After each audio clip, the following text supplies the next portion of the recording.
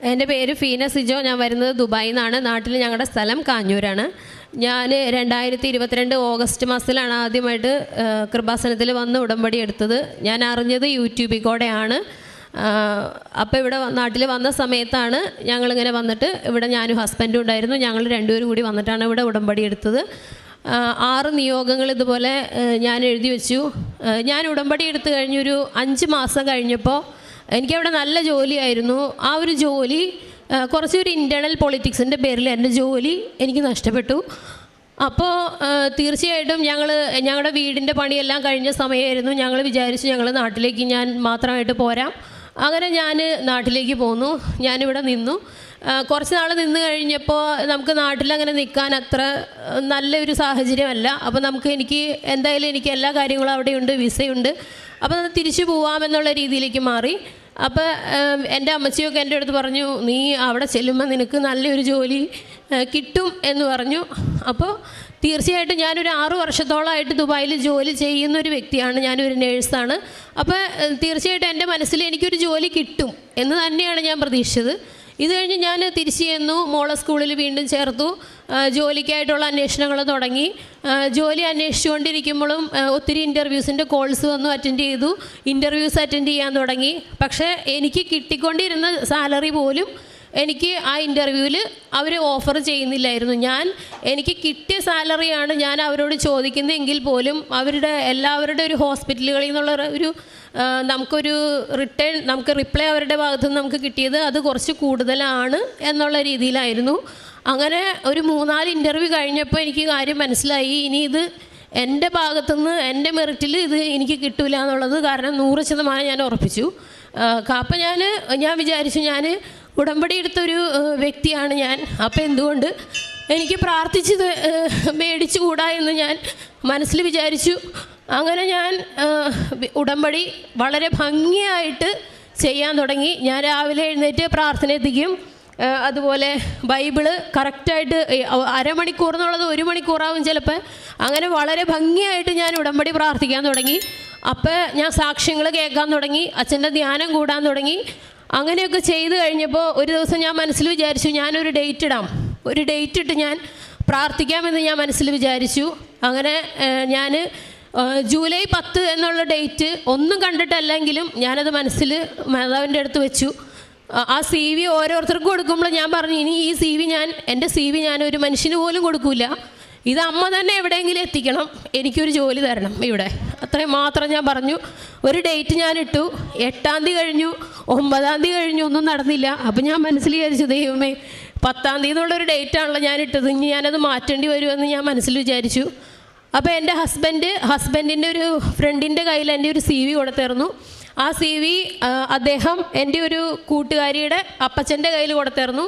അപ്പച്ചൻ അവൾക്ക് അയച്ചു കൊടുത്തിരുന്നു. ആ കൊച്ചൊരു ഗവൺമെൻറ് ഹോസ്പിറ്റലിലാണ് അവിടെ വർക്ക് ചെയ്യുന്നത്.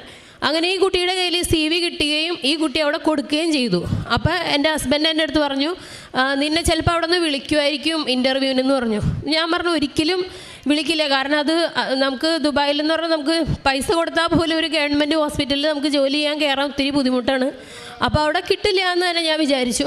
10-ാം തീയതി ഞാൻ ബൈബിള് വായിച്ചുകൊണ്ടിരിക്കുന്ന സമയത്ത് എനിക്കൊരു കോള് വന്നു. അപ്പോൾ ഞാൻ കോൾ അറ്റൻഡ് ചെയ്ത് ഞാൻ അവരോട് ചോദിച്ചു, ആരാ, ഏത് ഹോസ്പിറ്റലിൽ നിന്നാണെന്ന് ചോദിച്ചപ്പോൾ അവർ പറഞ്ഞു, ഇന്ന ഹോസ്പിറ്റലിൽ നിന്നാണ് ഞങ്ങൾ വിളിക്കുന്നത്, ഒരു ഇൻ്റർവ്യൂ ഉണ്ട്, വന്ന് അറ്റൻഡ് ചെയ്യാൻ പറ്റുമോ എന്ന് ചോദിച്ചു. അങ്ങനെ അവരൊരു ഡേറ്റ് തന്നു. ആ ഇൻ്റർവ്യൂവിന് വളരെ സന്തോഷത്തോടെ ഞങ്ങൾ പോകാനായിട്ട് റെഡിയായി. അപ്പോൾ ഞങ്ങൾ ഷാർജയിലാണ് താമസിച്ചിരുന്ന ആ സമയത്ത്. ഈ ഹോസ്പിറ്റലുള്ള സ്ഥലം അലൈനാണ്. അപ്പോൾ ഞങ്ങൾക്ക് അവിടേക്ക് ഒരു 3 മണിക്കൂർ ട്രാവൽ ചെയ്യണം. അപ്പോൾ ഇവിടെ നിന്ന് ഗൂഗിൾ മാപ്പ് ലൊക്കേഷൻ ഇട്ടിട്ടാണ് പോണത്. അപ്പോൾ ഞങ്ങൾ എവിടെ ഗൂഗിൾ മാപ്പ് ലൊക്കേഷൻ ഇട്ട് പോയാലും അത് അഡ്ഡാർ ഫെയിലായിരിക്കും. ഞങ്ങളവിടെ എത്തില്ല.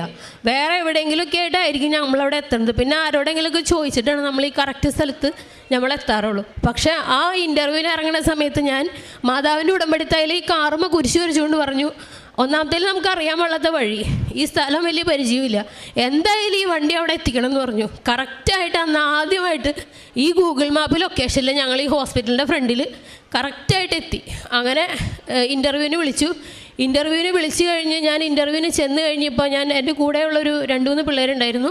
ഞാൻ ഇൻ്റർവ്യൂവിന് കയറി ചെന്ന് കഴിഞ്ഞപ്പോൾ അവിടുത്തെ നേഴ്സ് മാനേജറും 2 ലേബർ റൂമിലെ OB-യിലെ നേഴ്സ് മാനേജർമാരാണ് അവിടെ ഇരിക്കുന്നത്. അവർ എൻ്റെ അടുത്ത് പറഞ്ഞു, നിന്നെ ഞാൻ എവിടെയോ കണ്ട് നല്ല പരിചയമുണ്ടല്ലോ എന്ന് പറഞ്ഞു. ഞാൻ പറഞ്ഞു, അങ്ങനെ വരാൻ വഴിയില്ല, കാരണം ഞാൻ ഇവിടെ ആദ്യമായിട്ടാണ് എന്ന് പറഞ്ഞു. അല്ല, ഞാൻ നിന്നെ എവിടെയോ കണ്ടിട്ടുണ്ട് എന്ന് പറഞ്ഞു. അപ്പോൾ ഞാൻ അന്ന് സാക്ഷ്യങ്ങളിൽ ഒത്തിരി കേട്ടിട്ടുണ്ട്, മാതാവ് നമുക്കതൊരു അടയാളം കാണിച്ചു തരുന്നതാണെന്നുള്ളത്. അങ്ങനെ അവർ 5 ക്വസ്റ്റ്യനാണ് എന്നോട് ചോദിച്ചോളൂ. 5ാമത്തെ ക്വസ്റ്റ്യൻ ചോദിച്ചു കഴിഞ്ഞപ്പോൾ അവരെൻ്റെ അടുത്ത് പറഞ്ഞു, 6ാമത്തെ ക്വസ്റ്റ്യൻ്റെ ആൻസറും കൂടി നീ പറഞ്ഞു കഴിഞ്ഞു എന്ന് പറഞ്ഞു. ഒരക്ഷരം ഞാൻ മിണ്ടിയില്ല. അവിടെ ഇരുന്ന് HR എൻ്റെ അടുത്ത് പറഞ്ഞു, മെയിൽ ചെക്ക് ചെയ്യണം, ഞങ്ങൾ മെയിൽ അയക്കൂട്ടോ എന്ന് പറഞ്ഞു. ഓക്കെ എന്ന് പറഞ്ഞിട്ട് ഞാൻ തിരിച്ചു പോന്നു. ഇത് കഴിഞ്ഞ് ഞാൻ ഉടമ്പടി തുടങ്ങണ അന്ന് 19-ാം തീയതി എനിക്ക് അവരുടെ ഓഫർ ലെറ്റർ കിട്ടി. അതായത് ഞാൻ ചോദിച്ചത് എനിക്ക് ഉണ്ടായിരുന്ന സാലറീനേക്കാളും ഇരട്ടി സാലറിയോട് കൂടിയിട്ടുള്ള ഒരു ഗവൺമെൻറ് ജോലിയാണ് അത് കിട്ടിയത്.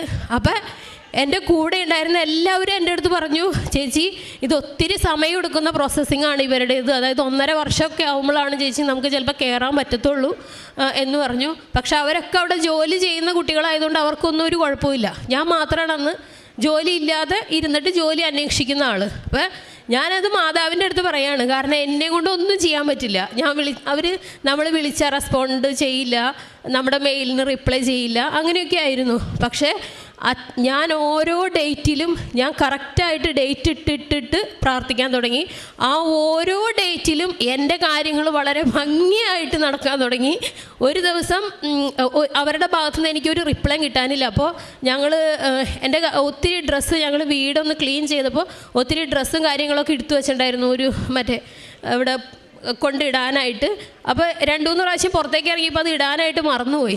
അപ്പോൾ ഞാനൊരു ദിവസം അങ്ങനെ വീട്ടിലിരിക്കുന്ന സമയത്ത് ഞാൻ ഇവരെ ഇങ്ങനെ ഈ ഹോസ്പിറ്റലിലേക്ക് ഒത്തിരി വിളിച്ചുകൊണ്ടിരിക്കുകയാണ്, ആരും റെസ്പോണ്ട് ചെയ്യുന്നില്ല, ഈ വിളിച്ചിട്ട് കിട്ടുന്നില്ല. അപ്പോൾ എൻ്റെ മനസ്സിലിരുന്ന് ആരോ പറയുകയാണ്, നീ ഈ ബാഗ് കൊണ്ടുപോയിട്ട് അവിടെ കൊണ്ട് വെക്കിന്ന്. അപ്പോൾ ഞാൻ മനസ്സിൽ വിചാരിക്കണം, എനിക്ക് തീരെ വയ്യന്ന്, ഞാനൊന്ന് കിടക്കാൻ പോകണം, എനിക്ക് വയ്യല്ലോ.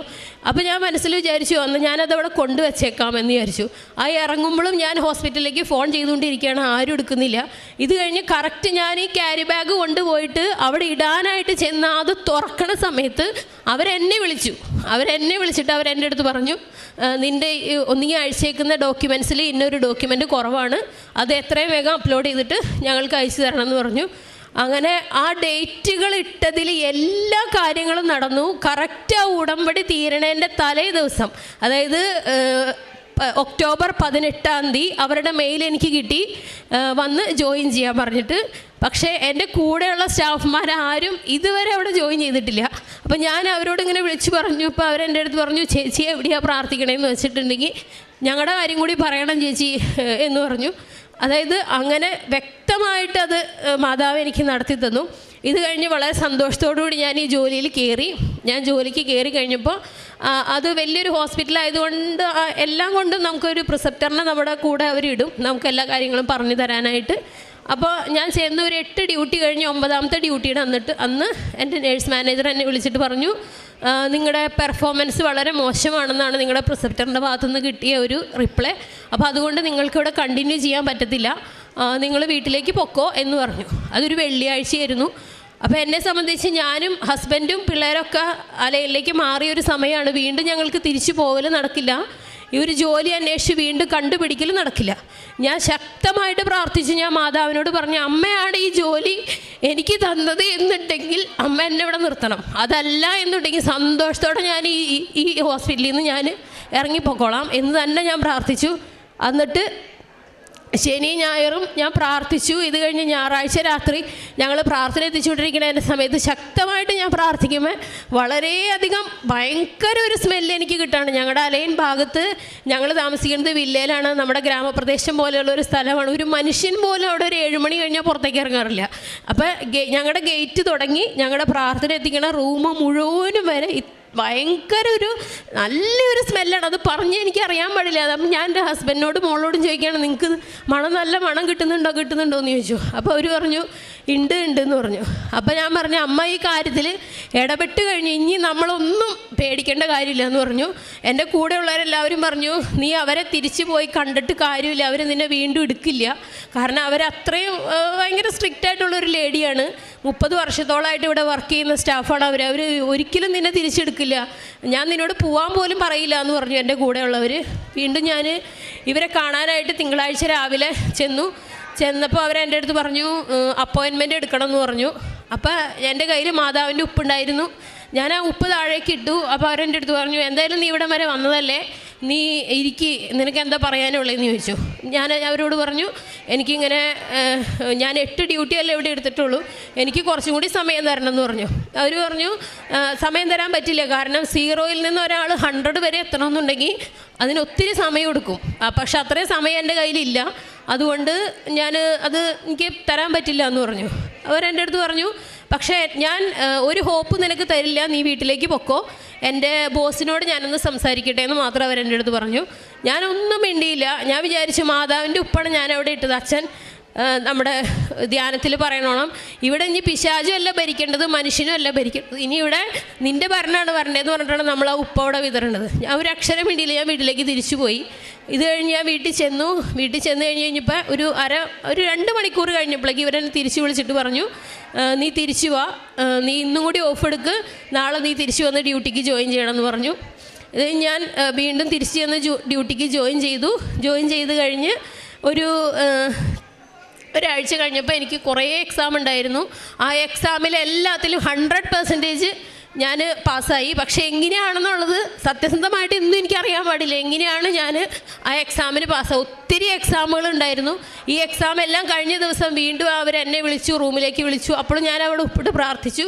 അവരെന്നോട് പറഞ്ഞു, നീ ഒരാൾ എങ്ങനെ 0-ൽ നിന്ന് 100-ലേക്ക് ഈ ഒരാഴ്ചയും കൊണ്ട് എത്തി എന്നുള്ളത് എനിക്കറിയില്ല, നീ എന്ത് മാജിക്കാണ് ഇവിടെ ചെയ്തതെന്നും എനിക്കറിയില്ല, ചിലപ്പോൾ നീ ഒരു സൈക്യാട്രിക് ആ ഒരു പേഷ്യൻ്റ് ആയിരിക്കാം, പക്ഷേ എനിക്കിതൊരു മിറക്കിളാണ്, നീ ഈ സ്റ്റാഫിനെ എനിക്ക് വേണമെന്ന് അവർ എൻ്റെ പേപ്പറിൽ എഴുതി തന്നു. ഞാനത് എൻ്റെ വാർഡ് മുഴുവനും കൊണ്ടുപോയി കാണിച്ചു. അപ്പോൾ എൻ്റെ കൂടെ ഒരു 10-30 വർഷമായിട്ട് 20 വർഷങ്ങളായിട്ടും ജോലി ചെയ്യുന്ന നമ്മുടെ മലയാളി ചേച്ചിമാരുണ്ട്.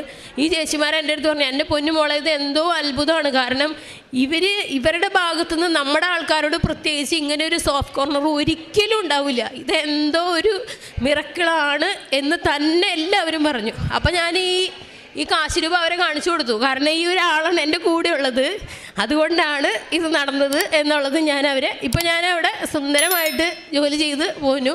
ഇപ്പോൾ എനിക്ക് സാക്ഷ്യം പറയാനായിട്ടും പിന്നെ എൻ്റെ ഒരു പേഴ്സണൽ ആവശ്യത്തിനായിട്ട് എനിക്കൊരു 5 ദിവസത്തെ ലീവ് വേണമായിരുന്നു. ഞാൻ അവരോട് ചോദിച്ചു, ഒരു 5 ദിവസം തരാമോ എന്ന് ചോദിച്ചപ്പോൾ ആദ്യം അവർ പറഞ്ഞു പറ്റത്തില്ല എന്ന് പറഞ്ഞു. ഒരു അരമണിക്കൂർ കഴിഞ്ഞപ്പോൾ അവർ തിരിച്ച് വിളിച്ചിട്ട് പറഞ്ഞു, എന്തായാലും നീ പോയിട്ട് വാ, നിനക്കൊരു ഒരാഴ്ചത്തെ ലീവ് ഞാൻ തരാം. അങ്ങനെ പറഞ്ഞിട്ടാണ് ഞാനിപ്പോൾ വന്നത് ഈ സാക്ഷ്യം പറയാൻ വേണ്ടി. പിന്നെ രണ്ടാമത്തെ സാക്ഷി എന്ന് പറഞ്ഞിട്ടുണ്ടെങ്കിൽ, എൻ്റെ അപ്പച്ചൻ നല്ലോണം മദ്യപിക്കണ ഒരാളായിരുന്നു. ഒത്തിരി നാളുകളായിട്ട് ഞങ്ങളൊക്കെ കുഞ്ഞായിരിക്കുമ്പോൾ തുടങ്ങി നല്ലോണം മദ്യപിക്കുന്ന ഒരു വ്യക്തിയായിരുന്നു എൻ്റെ അപ്പച്ചൻ. അപ്പോൾ ഞങ്ങൾക്കൊരു ആഗ്രഹം ഉണ്ടായിരുന്നു, ഈ അപ്പച്ചൻ്റെ മദ്യപാനം ഒന്ന് മാറ്റി തരണമെന്ന് ഭയങ്കര ഒരു ആഗ്രഹമായിരുന്നു. ആൾ വിചാരിക്കും കുറച്ച് നാളത്തേക്ക് നിർത്തും, ഇത് കഴിഞ്ഞ് വീണ്ടും തുടങ്ങുമ്പോൾ ഭയങ്കര ബുദ്ധിമുട്ടാണ് നമുക്ക്. അങ്ങനെയായിരുന്നു. ഇത് കഴിഞ്ഞ് ഞാനിവിടെ ഉടമ്പടി എടുത്ത്, അപ്പോൾ ആദ്യമൊന്നും ഞാൻ അങ്ങനെയൊന്നും പാലിക്കത്തൊന്നുമില്ലായിരുന്നു. അപ്പോൾ ഞാൻ ഈ ഉടമ്പടിയിൽ നല്ലോണം പ്രാർത്ഥിക്കാൻ തുടങ്ങി അപ്പച്ചൻ്റെ കാര്യം. അപ്പോൾ കുറച്ച് നാൾ നിർത്തിയ ആൾ വീണ്ടും മദ്യപിക്കാൻ തുടങ്ങി. അപ്പോൾ ഞാൻ ഉടമ്പടിയിലാണ്. അപ്പോൾ ഞാനൊരു ദിവസം വീട്ടിലേക്ക് വിളിച്ച് കഴിഞ്ഞപ്പോൾ എൻ്റെ അമ്മച്ചി എന്നോട് പറഞ്ഞു, ഒരു 2 ആഴ്ചയായിട്ട് അപ്പച്ചൻ പിന്നെയും മദ്യപിക്കുന്നുണ്ട് എന്ന് പറഞ്ഞു. അപ്പോൾ കേട്ടപ്പോൾ എനിക്ക് ഭയങ്കര വിഷമം, കാരണം ഞാൻ ഈ അങ്കമാലിയിൽ നിന്ന് ആലപ്പുഴ വരെ ഈ ഒരു കാര്യം കേട്ടറിഞ്ഞ് ഈ ഒരു പള്ളിയിൽ വന്നിട്ട് ഞാൻ എഴുതിയൊരു കാര്യം നടക്കുന്നില്ല എന്നുള്ളത് എൻ്റെ വീട്ടുകാർക്കൊക്കെ അറിയാം, ഞാനിത് എഴുതിയിട്ടിട്ടുണ്ടെന്നുള്ളത്. അപ്പോൾ ഇത് നടന്നില്ലെങ്കിൽ എനിക്കൊരു മോശംകേടാണ്, ഇത് മാതാവിനൊരു മോശംകേടാണ്, ഞാൻ ആദ്യമായിട്ടൊരു കാര്യം ചോദിച്ചിട്ട് എന്നുള്ള രീതിയിൽ ഞാൻ അന്ന് രാത്രി നല്ലോണം എൻ്റെ ഹസ്ബൻഡിനോട് ഞാൻ പറഞ്ഞു, എന്നെ നോക്കണ്ട, മക്കളെ ഞാൻ കിടത്തി ഉറക്കി. ഞാൻ അവിടെ ഇരുന്ന് ശക്തമായിട്ട് പ്രാർത്ഥിക്കാൻ തുടങ്ങി, എനിക്കൊരു അടയാളം ഇതിനു വേണ്ടി കാണിച്ചു തരണം, ഇതൊന്ന് മാറ്റി തരണം എന്ന് പറഞ്ഞിട്ട്. അങ്ങനെ ഞാൻ അന്ന് രാത്രി ഞാൻ പ്രാർത്ഥന എത്തിച്ച് ഞാൻ അവിടെ കിടന്നുറങ്ങി. ഇത് കഴിഞ്ഞ് പിറ്റേ ദിവസം രാവിലെ 5 മണിയായപ്പോൾ എഴുന്നേറ്റ് മോളെ സ്കൂളിലേക്ക് വിടേണ്ട കാര്യങ്ങളെല്ലാം കഴിഞ്ഞു. 6:40 ബസ് വന്നപ്പോൾ ഞാൻ അവളെ കയറ്റി വിടാനായിട്ട് അങ്ങോട്ട് ചെന്ന് കഴിഞ്ഞപ്പോൾ ഭയങ്കരമായിട്ട് ഒരു മുല്ലപ്പൂവിൻ്റെ മണം ഇവള് കയറിപ്പോയി കഴിഞ്ഞപ്പോൾ. അപ്പോൾ ഞാൻ വിചാരിച്ചു, ദൈവമേ, സ്കൂൾ ബസ്സിലൊക്കെ ആരാണ് ഈ മുല്ലപ്പൂവൊക്കെ ചൂടി, അതും ഈ രാവിലെയൊക്കെ പിള്ളേർ പോണത് എന്ന് വിചാരിക്കുകയാണ്. പക്ഷെ അതെനിക്ക് അറിയില്ലായിരുന്നു മാതാവിൻ്റെ ഒരു അടയാളമാണെന്നുള്ളത്. ഞാൻ വീട്ടിലേക്ക് വന്നു. ഞാൻ ആ സമയത്ത് വീട്ടിലേക്ക് വിളിക്കുമ്പോൾ ആരും ഫോൺ എടുക്കുന്നില്ല. കുറച്ച് നേരം കഴിഞ്ഞപ്പോൾ എൻ്റെ ആങ്ങളേനെ വിളിച്ച് ഞാൻ ചോദിച്ചു, വീട്ടിലേക്ക് വിളിച്ചിട്ട് ആരും ഫോൺ എടുക്കണില്ല എന്ന് പറഞ്ഞപ്പോൾ അവൻ പറഞ്ഞു, അപ്പച്ചന് തീരെ പാടില്ല, ആശുപത്രിയിൽ കൊണ്ടുപോയേക്കാണെന്ന് പറഞ്ഞു. അങ്ങനെ എൻ്റെ അപ്പച്ചന് ഒരാഴ്ച ആശുപത്രി കിടന്നു. അതോടുകൂടി ആ മദ്യപാനം നിർത്തി. പിന്നെ ഇന്ന് വരെ ആൾ മദ്യപിക്കുന്നില്ല. പിന്നെ എൻ്റെ ഹസ്ബൻഡിന് ഇങ്ങനെ എപ്പോഴും ഇരുന്ന് ജോലി ചെയ്യുന്ന ഒരു ജോലിയാണ്. ആൾ ഞങ്ങളുടെ കൂടെ തന്നെയാണുള്ളത് ദുബായിൽ. അപ്പോൾ ഭയങ്കര ഡ്യൂട്ടിയുടെ പ്രഷറും ഇരുന്നുള്ള ജോലി സാധ്യതകൾ ഭയങ്കര ബുദ്ധിമുട്ടാണ്. അപ്പോൾ ആൾക്ക് പൈൽസിൻ്റെ വളരെ ബുദ്ധിമുട്ടുണ്ടായിരുന്നു. അങ്ങനെ ഇത് മാറണം എന്നുള്ള രീതിയിൽ അപ്പോൾ ഒരു സർജറി പ്ലാൻ ചെയ്തു. അപ്പോൾ ഡോക്ടറെ കാണാനായിട്ട് സർജൻ്റെ അടുത്ത് ചെന്നപ്പോൾ സർജൻ ഉണ്ടായിരുന്നില്ല. അപ്പോൾ ഞാൻ മനസ്സിൽ വിചാരിച്ചു, ഇത്രയും വലിയൊരു മരുന്ന് മാതാവിൻ്റെ ഉടമ്പടിത്തൈലം എൻ്റെ കയ്യിലിരുന്നിട്ട് എന്തിനാണ് ഞാൻ ഈ ഒരു സർജനെ കാണാൻ പോണേന്ന്. ഒരു ദിവസം പ്രാർത്ഥന കഴിഞ്ഞപ്പോൾ ഞാൻ എൻ്റെ ഹസ്ബൻഡിനോട് പറഞ്ഞു, ഞാൻ ഈ ഉടമ്പടിത്തൈലം തേച്ച് പ്രാർത്ഥിക്കാം, പക്ഷേ പപ്പ വിശ്വസിക്കണം, ഇത് എൻ്റെ കൈ കൊണ്ടാണ് ഇത് തേക്കണമെങ്കിൽ മാതാവാണ് ഇത് ചെയ്യണമെന്ന് പപ്പ വിശ്വസിക്കണം എന്ന് പറഞ്ഞു. അപ്പോൾ ആൾ പറഞ്ഞു ശരി ഞാൻ പ്രാർത്ഥിക്കാമെന്ന് പറഞ്ഞു. അങ്ങനെ ഞങ്ങൾ വിശ്വാസ പ്രമാണം ചൊല്ലി വയറ്റിലത് തേച്ചു. അതിപ്പോൾ ഒരു വർഷത്തോളം ഇന്ന് വരെ പപ്പയ്ക്ക് എൻ്റെ ഹസ്ബൻഡിന് ആ ഒരു ബ്ലീഡിങ്ങിൻ്റെ പ്രശ്നം ഉണ്ടായിട്ടില്ല. അപ്പോൾ ഇതാണ് എൻ്റെ 3 സാക്ഷ്യങ്ങൾ. പിന്നെ ഇത്രയും ചെയ്തു തന്ന കൃപാസന മാതാവിന് ഒത്തിരി നന്ദി. എന്തോരം പറയണമെന്ന് എനിക്കറിയാൻ പാടില്ല, അത്രയും ഞാൻ നന്ദി പറയാണ്. അതായത് ഞങ്ങൾ അവിടെ ആയിരിക്കുമ്പോൾ തന്നെ നമ്മുടെ വീടിൻ്റെ കാര്യങ്ങൾ ഇവിടെ നടന്നു പോയിരുന്നു. അപ്പോൾ വീടിൻ്റെ വെഞ്ചിരിപ്പും കാര്യങ്ങളൊക്കെ വരണ സമയത്തും നമുക്ക് ഭയങ്കര, അതായത് എല്ലാ കാര്യങ്ങളും നടന്നു പോവും. ഒരു കാര്യത്തിന് പോലും ഒരു ബുദ്ധിമുട്ടുമില്ല. പിന്നെ അലയിലാണെങ്കിലും പുതിയൊരു വീട് കിട്ടാനായിട്ട് ഒത്തിരി ആൾക്കാർ ബുദ്ധിമുട്ടുന്നുണ്ട്, അവിടെ റെൻറ്റ് കുറവിന് കിട്ടാനും. പക്ഷെ ഞങ്ങൾ ചെന്ന വഴിക്ക് തന്നെ ഞങ്ങൾക്ക് ഒരു വളരെ നല്ലൊരു വീട് തന്നെയാണ് മാതാവ് തന്ന് അനുഗ്രഹിച്ചത്. ആ ഉപ്പിട്ട് പ്രാർത്ഥിക്കുക, അവിടെ നിന്ന് ഇങ്ങോട്ട് പോരാ, ആ ഒരു കാര്യം മാതാവിനോട് പറയാം. എന്ത് കാര്യത്തിന് വീട്ടിൽ നിന്ന് ഇറങ്ങിയാലും ഈ കാശ് രൂപം കയ്യിൽ മാലയമ്മ എപ്പോഴും ഉണ്ടാവും. അത് കൊണ്ടിട്ടാണ് ഞാൻ പോണത്. അപ്പോൾ ഞാൻ ഇങ്ങനെ പറയും, ഇങ്ങനെ ഒരു കാര്യത്തിന് പോകാനിട്ട മാതാവേ നോക്കിക്കൊള്ളണം കേട്ടോ എന്ന് പറയുക. ആ ഒരു കാര്യം വളരെ ഭംഗിയായിട്ട് തീർത്തിട്ട് മാത്രമാണ് ഞങ്ങളുടെ വീട്ടിലേക്ക് എത്താറുള്ളൂ, എന്തൊരു കാര്യത്തിന് പോയാലും. പ്രേക്ഷിത പ്രവർത്തനങ്ങളായിട്ട് ഞാൻ ചെയ്തതെന്ന് പറഞ്ഞിട്ടുണ്ടെങ്കിൽ, ഞങ്ങളിപ്പോൾ അവിടെ ആയതുകൊണ്ട് നമുക്ക് രോഗികളെ കാണാൻ അങ്ങനെയൊന്നും പറ്റില്ല. അപ്പോൾ സാമ്പത്തികമായിട്ട് എൻ്റെ അറിവിൽ ആരെങ്കിലും വരാണ് എന്നുണ്ടെങ്കിൽ, അവർ അർഹതപ്പെട്ടവരാണ് എന്ന് നമ്മൾ അന്വേഷിച്ച് അറിയുകയാണെന്നുണ്ടെങ്കിൽ വളരെ നല്ല രീതിയിൽ എന്നെ കൊണ്ട് പറ്റണ രീതിയിൽ സാമ്പത്തികമായിട്ട് അവരെ സഹായിക്കാൻ ഞാൻ എപ്പോഴും നോക്കാറുണ്ട്. പിന്നെ അങ്ങനെയാണ് ചെയ്യണത്. പിന്നെ ഇപ്പം ഡ്യൂട്ടിക്ക് കയറിയ പിന്നെ അതായത് രോഗികളെ കുറച്ചുകൂടി നല്ല രീതിയിൽ നമുക്ക് എങ്ങനെയൊക്കെ കെയർ ചെയ്യാൻ പറ്റുന്നോ അങ്ങനെയുള്ള രീതിയിൽ അവരെയും നോക്കുന്നു. ഇത്രയാണ് ഞാൻ ചെയ്തത്.